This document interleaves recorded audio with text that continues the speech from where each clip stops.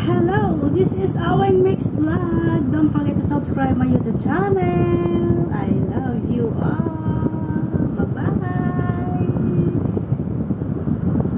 Hello, good morning. Today is March 1. Ayan, March na naman tayo. Ang bilis ng araw, di ba? Ako'y nagpiprito ng tilapia na boneless. At ito naman ang aking isasahog sa spinach.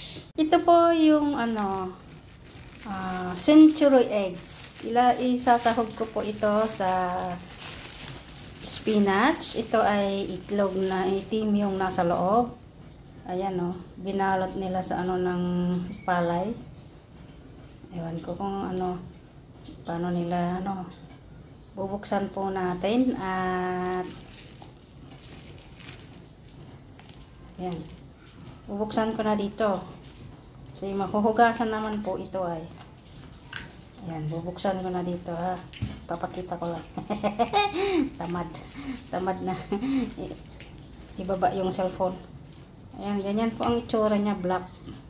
Century eggs po dito, egg. Century egg. Ayan. Ewan ko kung meron ganito dyan sa Pilipinas.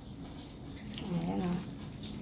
Ayan, isasahog ko po ito, ipapaibabaw ko sa spinach. Try nyo, masarap po.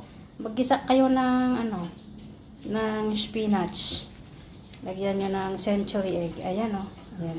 Ganyan, mahugasan naman yan, kaya don't worry. Bago po pasensya na ha. Ayan, ganyan siya. Wala akong patungan ay, kaya hirap mag-video pag walang patungan. Ayan. Ayan po ang ating century eggs. Itim po sa loob niyan.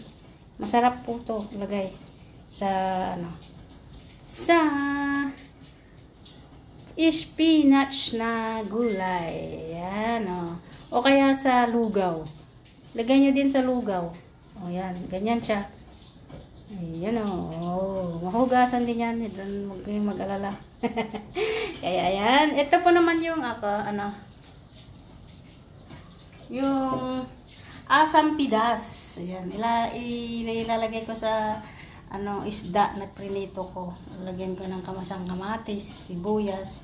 Ganyan ang itsura. Maasim-asim. Ganyan ang gusto ni Lola. Asam pidas. Diba? Thank you for watching. Don't forget to subscribe my YouTube channel. Awing Mix Vlog. Shout out po sa Team Influencers, Team Unity, Team Hipa Babes. Maraming salamat po sa suportang tunay kay Awing Mix Vlog. See you all sa live ko araw-araw. Thank you sa mga suporta nyo, sa mga nagla-like, sa mga bisita. Ganun. This is Chubby Chick Chick. Ayan po ang ating egg na century eggs. Egg, one lang kasi yan. Andun yung isa.